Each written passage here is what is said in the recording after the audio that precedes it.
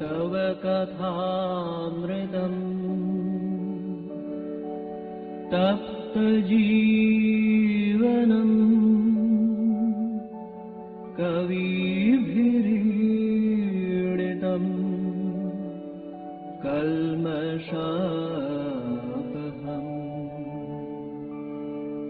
श्रवणमङ्गलम् श्रीमदाततम्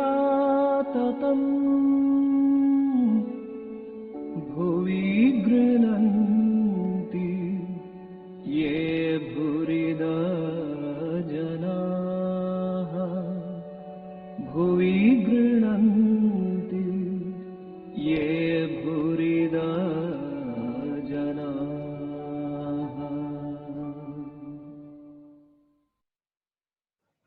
ॐ तव कथामृतं तप्तजीवनं कविभिरीडितं कल्मषापहं श्रवणमङ्गलं श्रीमदाततं भुवि गृह्णन्ति ये भूरिदा जना. We are studying the Gospel of Sri Ramakrishna and the conversations of Saturday, May 24, 1884, under chapter 22nd, Advice to an Actor. And that actor was asking questions, and Thakur has explained to him various aspects of spiritual life, the do's and don'ts more. And now, that was in the morning after the Palarani Kali Puja, and then he has taken lunch, we assume. And after that we see Sri Ramakrishna had rested on his bed only a few minutes when Hari, Narayan, Narendra Banerjee and other devotees arrived from Calcutta and saluted him. Now their description, Gospel itself is giving us. Narendra Banerjee was the son of the professor of Sanskrit at the Presidency College of Calcutta. Because of friction with other members of the family, he had rented a separate house where he lived with his wife and children. Though he has been told as son of so and so, but he has his own family. Narendra was a very simple and guileless man. He practiced spiritual discipline and at the time of meditation heard various sounds. That is a sign of progress in the yoga. The sound of a gong and so on. He had traveled in different parts of India and he visited the master now and then. So this is Narendra's introduction. Narendra Banerjee, because we know Narendranath Dutta. Narayan was a schoolboy, 16 or 17 years old. He often visited the master who was very fond of him, a pure boy, Narayan. Hari lived with his brothers at their Bagh Bazar house. He had studied up to the matriculation class in the General Assembly institution. Then he had given up his studies and devoted his time at home to the contemplation of God, the reading of the scriptures, and the practice of yoga. He also visited the master now and then. Sri Ramakrishna often sent for Hari when he went to Balram's house in Bagh. So this is the future Swami Turiyananda. So all the three have been introduced. Master to the devotees in general. I have heard a great deal about Buddha. He is one of the 10 incarnations of God.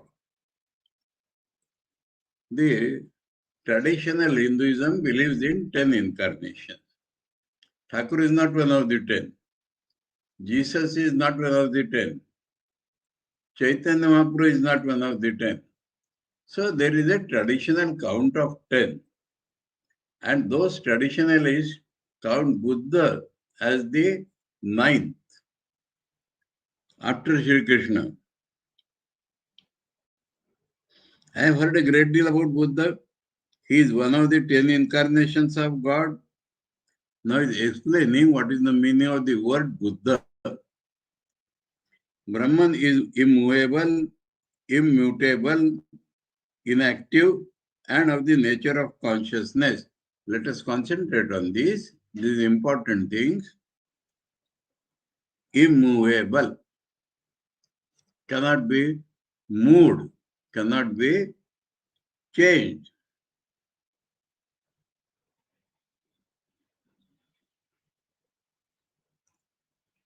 Atal, achal, atal, achal, atal, cannot be moved, cannot be deviated from his real nature. So that is the standard qualities or characteristics of Brahman. Beyond qualities, so how to know what are the adjuncts through which we can know?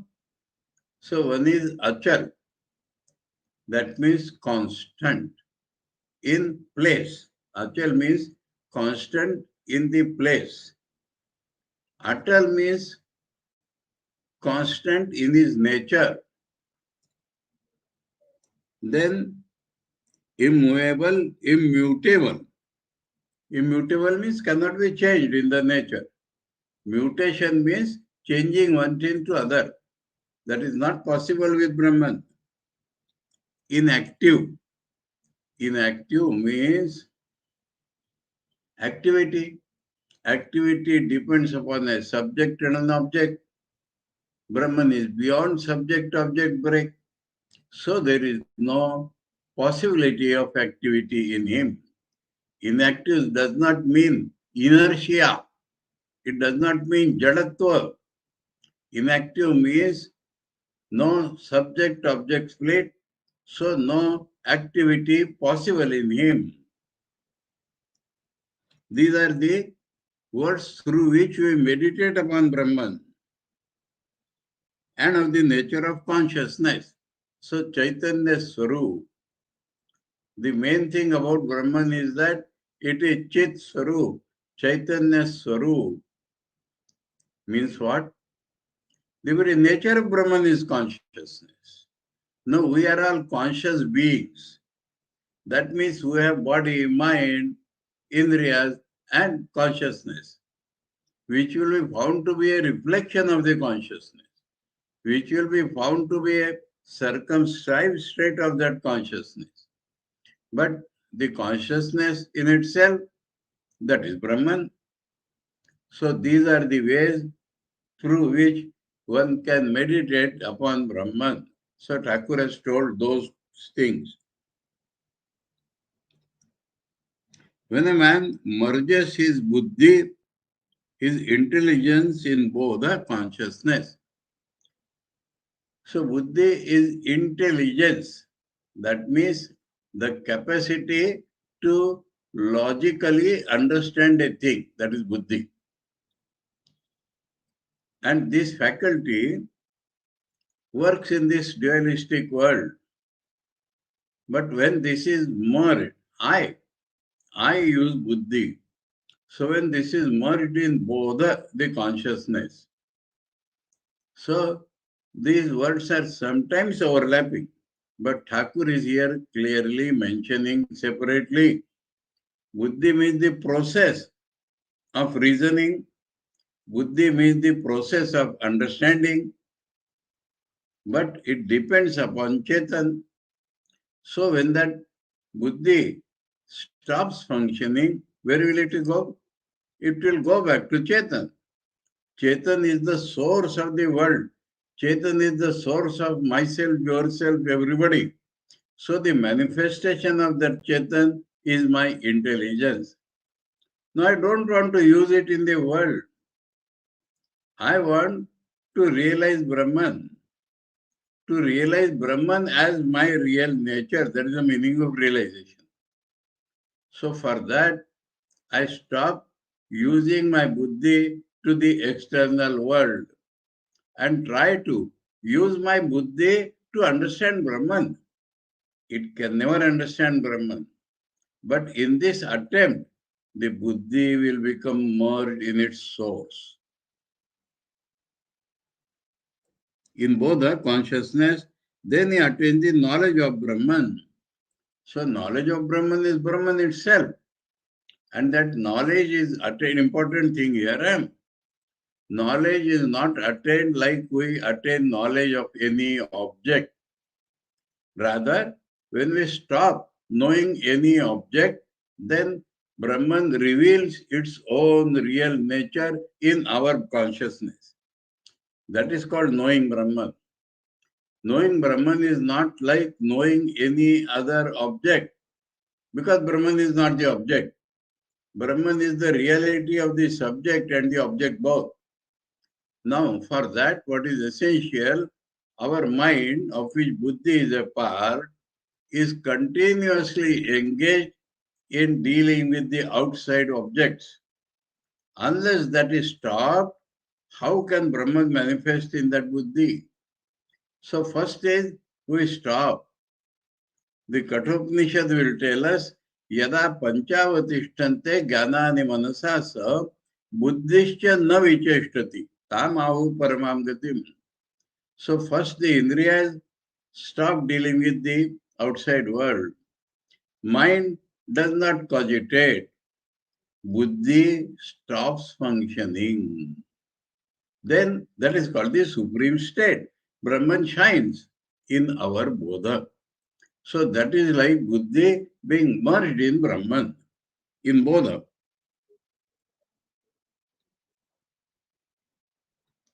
Then he attains the knowledge of Brahman. He becomes Buddha, enlightened. So Thakur shows the derivation of the word Buddha. Buddhi merged in bodha, attained knowledge of Brahman. That is called the awakened man. Awakened to his own real nature. Awakened to the real nature of the entire world. That is called Buddha, the awakened. So Thakur says that I have heard many things about Buddha, but he knows Buddha well. And it defines, explains what is the meaning derived from the very word Buddha. His name was Gautam. His name was not Buddha, but he attained awakening, so he is called Buddha. That Thakur explained.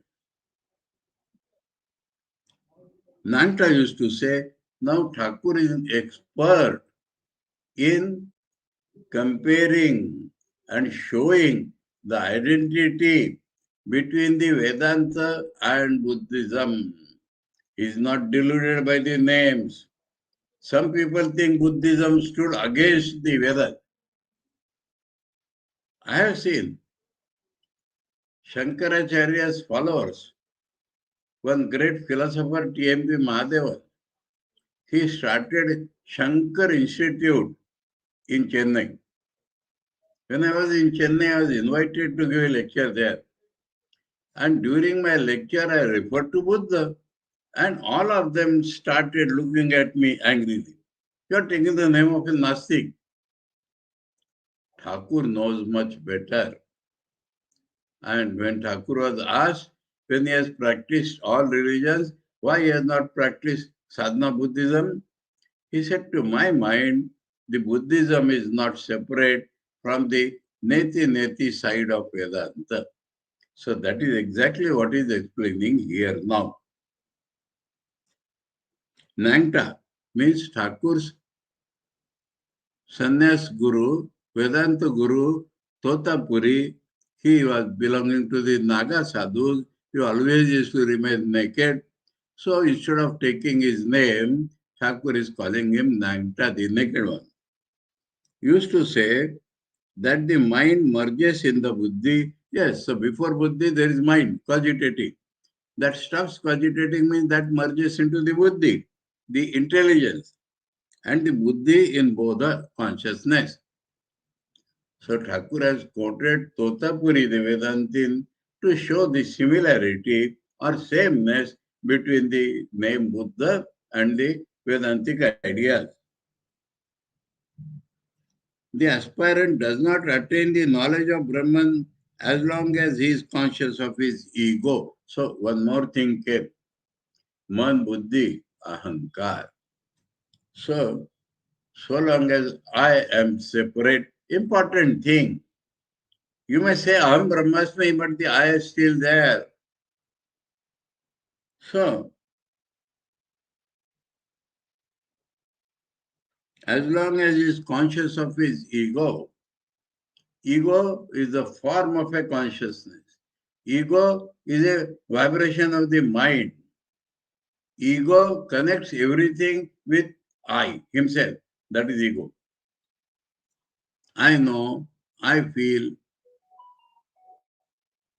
The ego comes under one's control after one has obtained the knowledge of Brahman. So when ego is there, Brahman is not there. When Brahman is there, ego is controlled.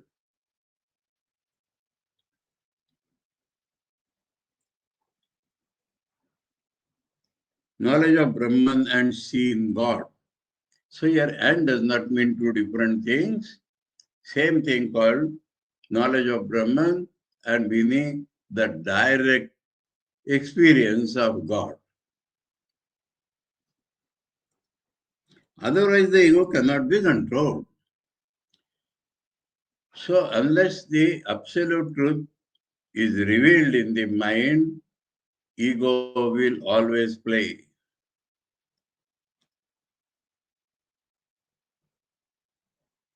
It is difficult to catch one's own shadow. Ego is like a shadow, but how to catch it? One's own shadow.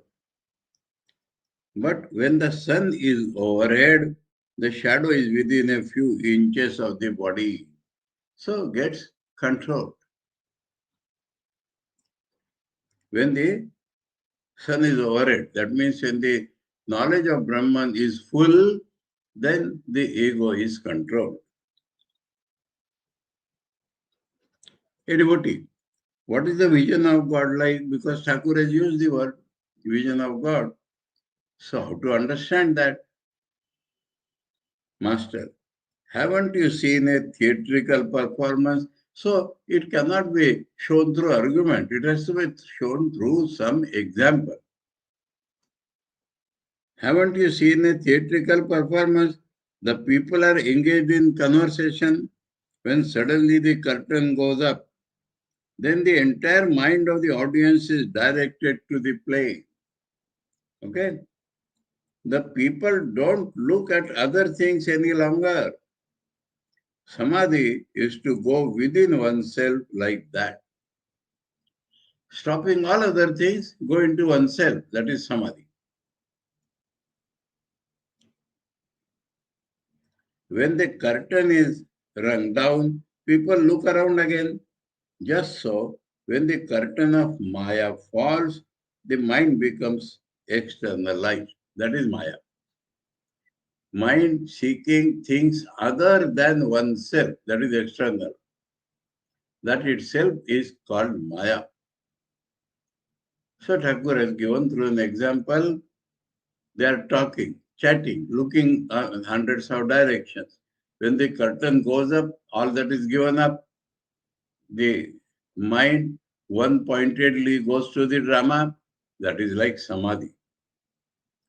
When the curtain is shut, people again start talking with one another. So that is called coming out of Samadhi. Externalized. And here we find Thakur has himself started talking. Nobody seems to ask the question. But he knows that Naren Banerjee is a good sadhaka. Hari Maharaj is absolute Vedanti. Naren is a pure boy. So he has started talk about Buddha and Vedanta. To Naren Banerjee, now a topic is changed. Naren Banerjee, we have been informed that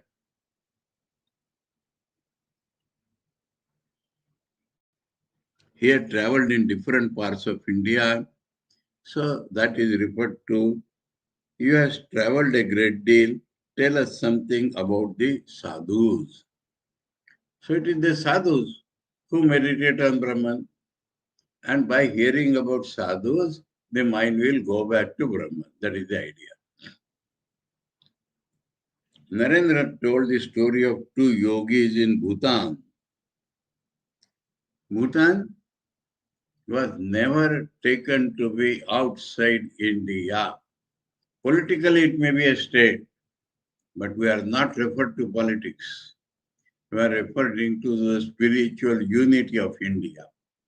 So he talks of Bhutan. People used to go to Bhutan. Narendra told the story of two yogis in Bhutan who used to drink daily a pound of the bitter juice of neem leaves. A pound, half a liter of the neem, margosa leaves. When they're pasted, they will yield juice. Sometimes some water also may be required to be added. So that neem juice, you may say half a liter, one full glass or little more.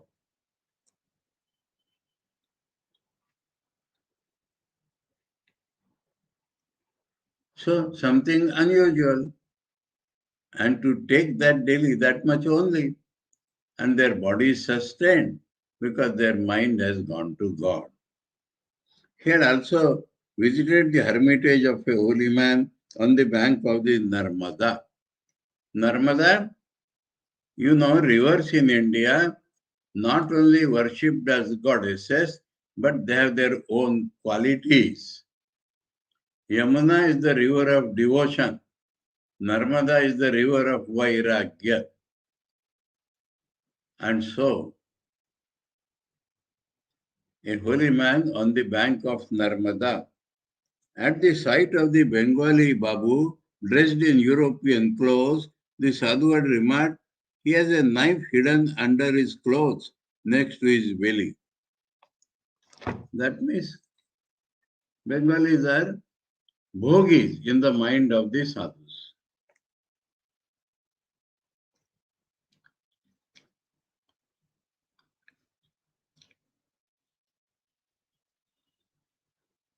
इसका पेट में छुरी है.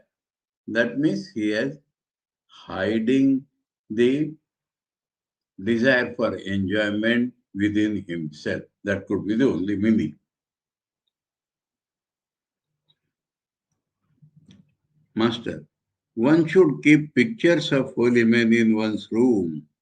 That constantly quickens divine ideas. Because sadhus, real sadhus always think of God in various ways. They are not concerned with other things of the world.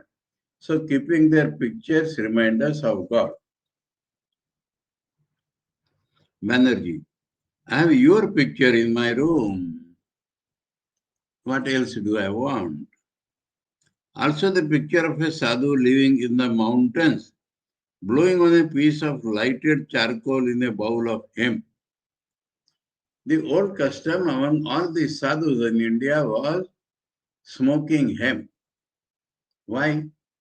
Because that helps to loosen the hold on the present state of consciousness. It produces a sort of intoxication, and then they can concentrate on Brahman. That was the idea. And that makes us forget the outside world.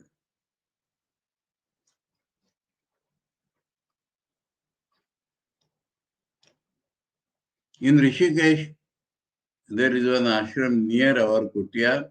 They are all Naga sadhus, and they remain that naked, all that in the presence of everybody with the force of their hemp.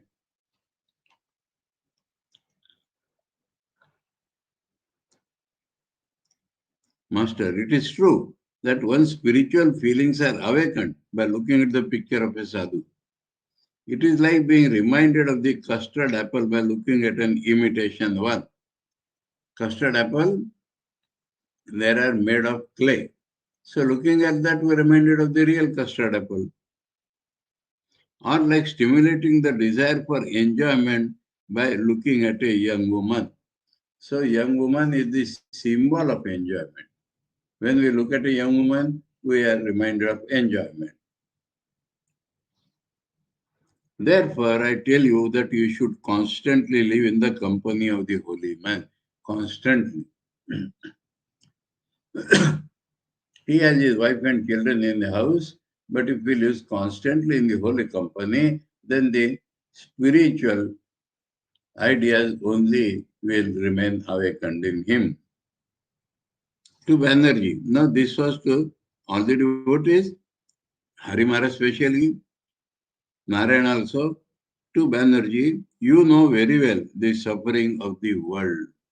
Family quarrel also he has seen. You suffer whenever you accept enjoyment. That is the principle.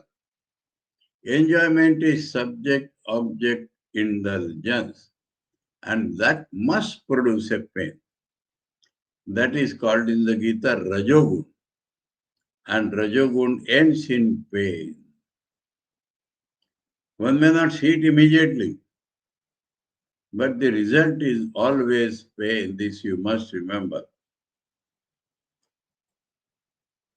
Thakur is talking of the Vairagya. You suffer whenever you accept enjoyment. As long as the kite kept the fish in its beak, it was tormented with a flock of crows. Yesterday we heard this story. When the fish was in the beak, all the crows were surrounding him, pestering him. When the fish fell down, crows went away. So when the enjoyment goes away, you are at peace. One finds peace of mind in the company of holy men. So that is another thing.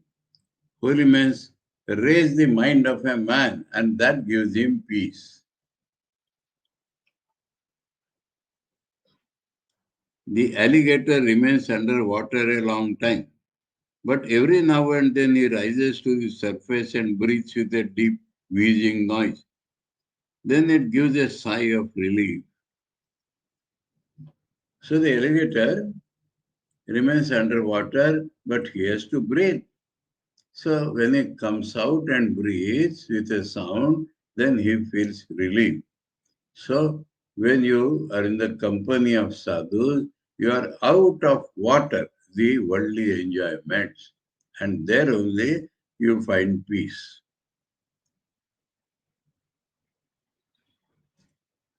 Actor. Now it seems that actor is still sitting there. Up till now, we did not hear of it. In the morning, Thakur was talking to the actor. After lunch, he had just taken a little rest when these devotees came.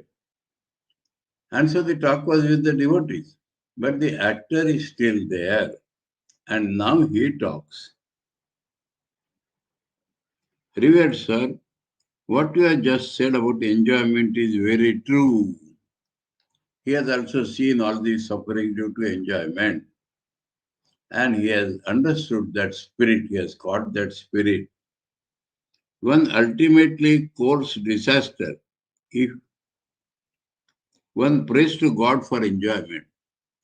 So people pray to God for enjoyment. Lord, give me this and give me that. And that they suffer afterwards. That is what the actor has experienced and is telling.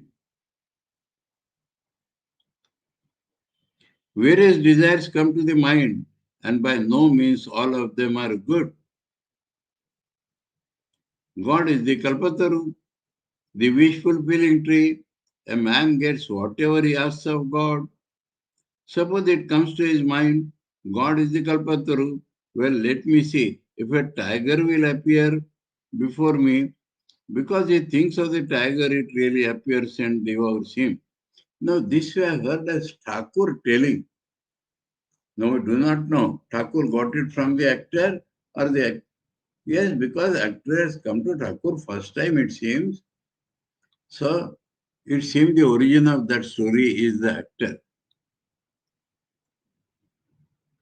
Master, yes, you must remember that the tiger comes. So he has told the story, but the conclusion must be remembered that if you pray to God, then mind may think anything, good and bad. It thinks of a tiger, and the tiger comes. What more shall I tell you? Keep your mind on God. Don't forget Him. God will certainly reveal Himself to you if you pray to Him with sincerity. That is the Thakur's only condition. Pray with sincerity, God will reveal. How much sincerity and how long? Another thing, sing the name of God at the end of each performance. So you are acting some social drama or something, but at the end, there must be a prayer to God. So the mind which has scattered here and there will go to God. After any activity, this should be there. Then the actor, the singers, and the audience will go home with the thought of God in their mind. So even the audience, the actors, the singers, that end will be remembered. So end should be with a prayer to God. Practical advice. The actors saluted the master and took their leave. Now the actors have gone. Now the scene changes. He is not talked of, these devotees have gone. But the two ladies, devotees of Sri Ramakrishna, entered the room and saluted the master. They had been fasting in preparation for this visit. So because they are going to a holy person, they feel they should remain pure and they have fasted. So they have sincere devotion to Sri Ramakrishna as the God. They were sisters in law, mean the wives of two brothers, and were 22 or 23 years old. Very young. They were mothers of children. So those were the days when children were born early in the age. Both of them had their faces covered with veils. That is the tradition in high class society. Master to the ladies, worship Shiva. That is specifically for those ladies. He is not telling the whole world to worship Shiva. This worship is described in a book called Nitya Karma. Learn the rituals from it. So they are educated. In order to perform the worship of God, you will be preoccupied for a long time with such religious duties. So what is the meaning of puja in life? As plucking flowers, making sandal paste, polishing the utensils of worship, and arranging offerings. So everything associated with puja will remain occupied in the thought of God.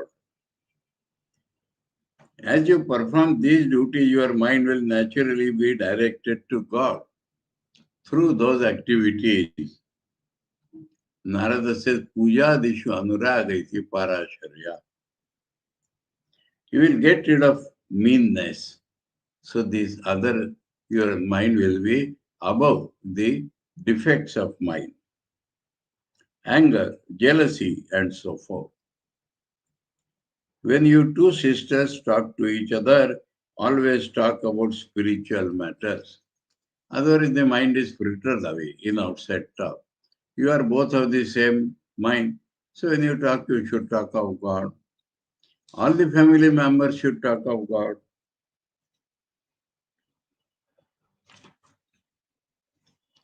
The thing is somehow to unite the mind with God. You must not forget Him, not even once. Somehow, always, when you are doing puja, you will remember all the things. And when you talk to each other, you talk about God. So don't forget him even once. Your thought of him should be like the flow of oil without any interruption. If you worship with love, even a brick or stone as God, then through His grace you can see Him. So what is the external symbol is not the consideration, but with the consciousness of God. You can worship a stone, a brick. Through His grace you can see Him. It will lead up to that. Remember what I just said to you. One should perform such worship as the Shiva Puja. When the mind has become mature, one doesn't have to continue formal worship for long. So that also he has told. Mind has already gone to God. So do not require the formal worship. The mind then always remains united with God. Meditation and contemplation become a constant habit of mind. So how long you should practice? Till it becomes natural. Elder sister-in-law, will you please give us some instruction? What she means you understood. Instruction is already giving. And she asks for instruction. It means initiation with a mantra. That is what her mind says. So they have come to him. They revere him as God, as Guru, the proper guide. And Thakur has been guiding them.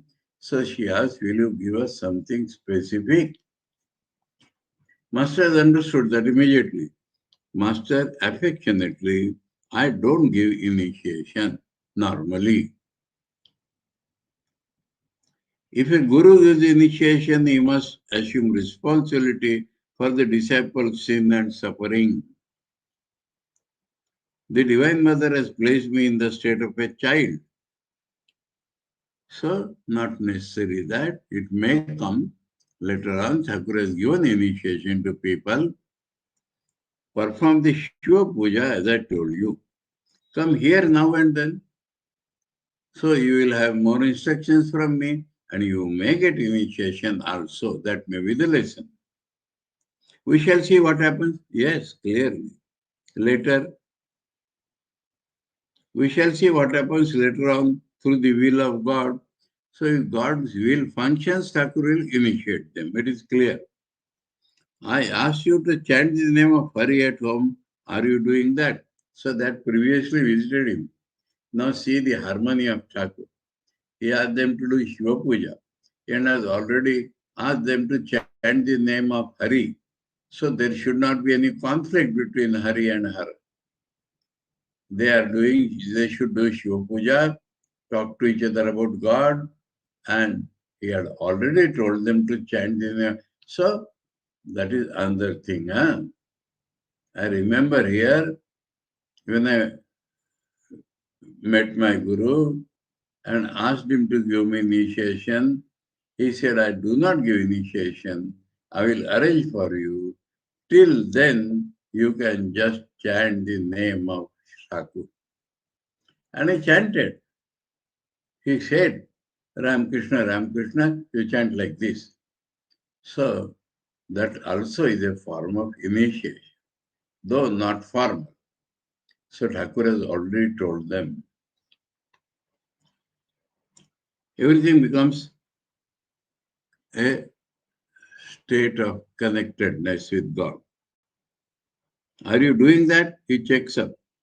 Elder sister-in-law replies on behalf of both of them, yes. Master, why have you fasted? Now he comes to that. You should take your meal before you come here. Women are but so many forms of my Divine Mother. I cannot bear to see them suffer. You are all images of the Mother of the universe. So he raises their consciousness. Come here after you have eaten and you will feel happy. So Thakur is not a person who is asking people to fast before they coming to him. Saying this, Sri Ramakrishna asked Ramlal to give the ladies some food practical. They were given fruit, sweets, drinks and other offerings from the temple. Drinks means paniya, like tender coconut or uh, sharbat of mishri, sugar candy. They were given fruit, sweets, drinks and other offerings from the temple. The master said, "You have eaten something, now my mind is at peace. I cannot bear to see women fast." So the women must have gone back. And now, same day is going on, morning, afternoon. Now, it was about 5 o'clock in the afternoon. So, still it is continuing. Thakur has no rest. Sri Ramakrishna was sitting on the steps of the Shiva temples. 12 Shiva temples are there. Other, Dr. Nitai, a fresh batch of devotees. Other, Dr. Nitai M. and several other devotees were with him. So that Hari, Naren Banerjee and Narayan seem to have gone. Master to the devotees, I want to tell you something. A change has been coming over my nature. This he has referred to several times after the accident of the hand. The master came down a step and sat near the devotees. Not I am superior, but among them, so that it will go home in their hearts like a friend telling friends. It seemed that he intended to communicate some of his deeper experiences to them. Master, you are devotees. I have no hesitation in telling you this. Nowadays, I don't see the spirit form of God, Chaitanya, Atma. He is revealed to me in human form. So he sees God everywhere, but its forms are different. It is my nature to see the form of God, to touch and embrace Him. God is saying to me, so intimate relation with God, that is Thakur's speciality. The Vedantis cannot understand that. But after Neti Neti, there should be Iti Iti. God should be seen, touched, talked to. You have seen, assumed a body, therefore enjoy God through his human form. God is saying to me, you have taken human form, that means himself is Ishvara. But you have taken human form, so enjoy God in human form. God no doubt dwells in all, but he manifests himself more through man than through other beings, because man can become conscious of his real nature. Is man an insignificant thing? He can think of God, he can think of the infinite, while other living beings cannot. That is the difference. God exists in other living beings, animals, plants, nay, in all beings, but he manifests himself more through man than through these objects, others. Example, fire exists in all beings, in all things, but its presence is felt more in wood. Rama said to Lakshmana, look at the elephant, brother. He is such a big animal, but he cannot think of God. Let Puranas talk of anything. But in the incarnation, there is a greater man. So man, now incarnation, 1 degree higher. But in the incarnation, there is a greater manifestation of God than in other men. Rama said to Lakshmana, brother, if you see in a man ecstatic love of God, if he laughs, weeps, and dances in divine ecstasy, then know for certain that I dwell in him. I of Rama represent Ishvara, and I live in him who gets intoxicated when he thinks of God. The master remained silent. After a few minutes, he resumed the conversation. So that must have sent Thakur inside himself, mentioning of those things, and then he controls and comes out, master. Keshav Sen used to come here frequently. As a result, he changed a great deal. This was studied by Romara even. How Keshav has changed. Then he came to know about Sri Ramakrishna. Of late, he became quite a remarkable man. Many a time he came here with his party, but he also wanted to come alone to get instruction from Thakur, seeing that all the followers cannot follow him fully. In the earlier years of his life, Keshav didn't have much opportunity to live in the company of holy men. He went to England and he lived with aristocratic people who believed in Nirakara God. I visited him at his house in Kulutula Street. Hriday was with me. Some past memory, huh? He's showing a change now. We were shown into the room where Keshav was working. He was writing something. After a long while, he put aside his pen, got off his chair, and sat on the floor with me, or with us. But he didn't salute us or show us respect in any other way. So this much respect that giving up his chair, he sat with them. But he did not make namaskar even, because Western ideas. He used to come here now and then. One day in a spiritual mood, I said to him, one should not sit before a sadhu with one leg over the other. Arrogant, eh? That increases one's rajas, restlessness, dualism, subject-object consciousness. As soon as he and his friends would arrive, I would salute them before they bowed to me. So Thakur taught everybody in a very natural way. Thakur saw Brahman in all. So as soon as people came, he saluted them. Thus they gradually learned to salute a holy man, touching the ground with their foreheads. So that is how Thakur wanted them to touch, touching the ground with their foreheads. I said to Keshav, chant the name of Hari. In the Kali Yuga, one should sing the name and glories of God. Kali Yuga means when the values have declined. So you have to keep the values up. After that, they began to sing the name of God with drums and cymbals. So changes in Brahma Samaj belonging to Keshav Sen.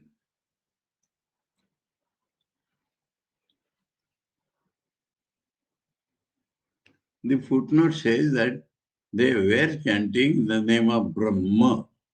And after coming to Thakur, they chanted names of gods and goddesses. Do you know how my faith in the name of Hari was all the more strengthened? He had a inborn faith in Hari, but how it was strengthened?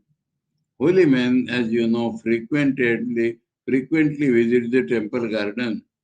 Once a sadhu from Multan arrived. Multan is in Sindh, Pakistan now. He was waiting for a party going to Ganga Sagar, where the Ganges meets the ocean. Pointing to him, the sadhu was of his age, less than 30. It was he who said to me, the way to realize God in the Kali Yuga is the path of bhakti, or as prescribed by Narada. Here we have that idea, Narad Bhakti Sutra or Narada Pancharatra. One day Keshav came here with his followers. They stayed till 10 at night. We were all seated in the Panchavati. Pratap and several others said they would like to spend the night here. Keshav said, no, I must go. I have some work to do. I laughed and said, can't you sleep without the smell of your fish basket? This is an allegory. Huh?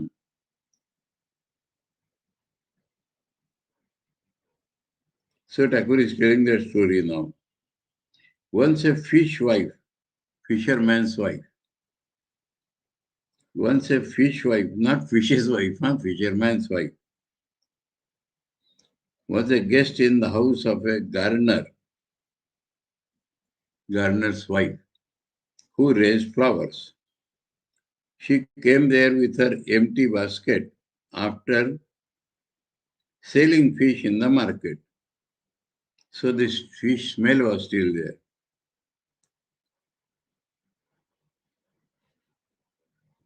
She came there with her empty basket after selling fish in the market and was asked to sleep in a room where flowers were kept. But because of the fragrance of the flowers, she couldn't get to sleep for a long time. Habit. Her hostess saw her condition and said, "Hello, why are you tossing from one side to side so restlessly?" The fishwife said, "I don't know, friend. Perhaps the smell of the flowers has been disturbing my sleep. That should actually soothe you. Can you give me my fish basket? Perhaps then will put me, perhaps that will put me to sleep." The basket was brought to her. She sprinkled water on it so that the smell should arise and set it near her nose. Then she felt sound asleep and snored all night.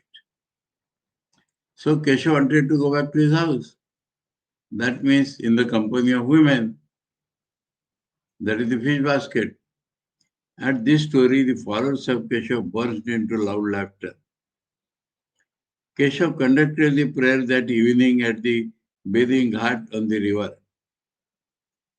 After the worship, I said to him, "It is God who manifests himself in one aspect as the scriptures. Therefore, one should worship these sacred books also, as the Sikhs do, such as the Vedas, the Puranas, and the Tantras.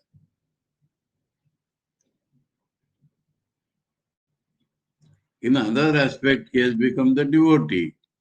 The heart of the devotee is God's drawing room. One can easily find one's master in the drawing room. Therefore, by worshipping his devotee, one worships God himself. So many ways by associating when you can think of God. Keshav and his followers listened to my words with great attention. It was a full moon night. The sky was flooded with light.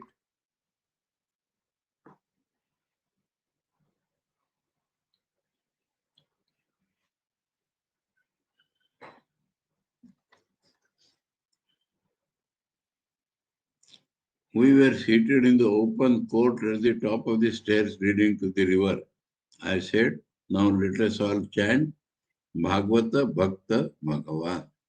Scripture, devotee, Lord. All chanted in unison Bhagavat Bhakta Bhagavan. Next I said to them, say, Brahman is verily Shakti. Shakti is verily Brahman. So Nirgun Sagun Brahma, one, not different. God and his creative power. Again they chanted in unison, Brahman is verily Shakti, Shakti is verily Brahman. I said to them, he whom you address as Brahma is none other than she whom I call mother. So whether in that neuter form or masculine form or feminine form, mother is a very sweet name because the closeness of the relation in India at least. And it should be pervading the whole world. Then I said to them, say Guru, Krishna, Vaishnava. Vaishnava are the other devotees. Guru is one's teacher. Krishna is the Ishta Devata. Now the Brahmas neither believe in a Guru nor in the Vaishnavas. So up till now they followed Thakur. This became difficult to them. At this Keshav said, we must not go so far, sir. If we do that, then all will take us for orthodox Vaishnava. They wanted to show themselves separate. And this is what Vaishnavas do. So people will think we have become Vaishnavas. We don't want to become like that. I used to tell Keshav now and then, he whom you address as Brahma is none other than Shiv, whom I call Shakti. He has repeated that, the primal energy. It is called Brahman in the Vedas when it transcends speech and thought. So then only the name Brahma is suitable. And is without attributes and actions. I call it Shakti, Adya Shakti, the primordial power, and so forth, when I find it creating, preserving, and destroying the universe. So, no difference in them when it appears to our mind to be beyond everything, call it Brahman. When it appears to our mind to create, preserve, and destroy the universe, call it Shakti. I said to Keshav, it is extremely difficult to realize God while leading a worldly life. Not impossible, but extremely difficult. How can a typhoid patient be cured if he is kept in a room where tamarind, pickle, and jars of water are kept? Because the typhoid will get aggravated and the typhoid patient craves for these things. Therefore, one should go into solitude now and then to practice spiritual discipline. This is one of the Thakur's constant themes to householders. When the trunk of a tree becomes thick and strong, an elephant can be tied to it, but a young sapling is eaten by cattle. So, unless your mind becomes firmly grounded in God, you should take great care. That is why Keshav would say in his lectures, live in the world after being strengthened in spiritual life. So Keshav had followed Thakur in that respect, and that change Thakur is pointing out. To the devotees, you see, Keshav was a great scholar. He lectured in English. Many people honored him. Queen Victoria herself talked to him. That is all happening in England. So when he talked English or when he gave lectures in England,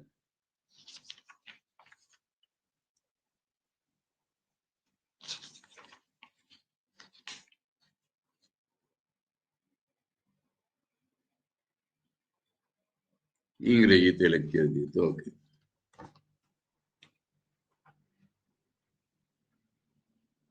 But when Keshav came here, he would be bare-bodied, bring some fruit, as one should when visiting a holy man. So slowly Thakur had changed him. He was totally free from egotism. So that is what Thakur appreciates. To other, you are a scholar and a deputy magistrate, but with all that, you are henpecked. Straight talk, because other is a very dear devotee. Go forward. Beyond the forest of sandalwood, there are many more valuable things. So Thakur tells a story. A woodcutter was instructed by a brahmachari that we should go forward. So when he went forward, he found a forest of sandalwood. After some time, he thought he had asked me to go forward. So he goes still further up. Then he gets a mine of silver, there's a mine of gold, then diamonds. So don't stop where you are in spiritual life. Beyond the forest of sandalwood, there are many more valuable things: silver mines, gold mines, diamonds, and other gems. The woodcutter was chopping wood in the forest. The brahmachari said to him, go forward. So up till now, one continuous talk. Now Sri Ramakrishna came down from the steps of the Shiv temples and went to his own room through the courtyard. So you'll see this tomorrow. Tomorrow is the last day of the timing. From day after tomorrow, we will be meeting at 7:30. Tomorrow is the last day of this timing of 7 to 8. Om Tava Kathāmritam Tapta Jivanam Kavibireditam Kalmashapaham Shravan Mangalam Shrimadatam Bhui Grunanti Ye Bhurida Jana Om Shanti Shanti Shanti Hari Om Tat Sat Sri Ramakrishna Arpanamastu.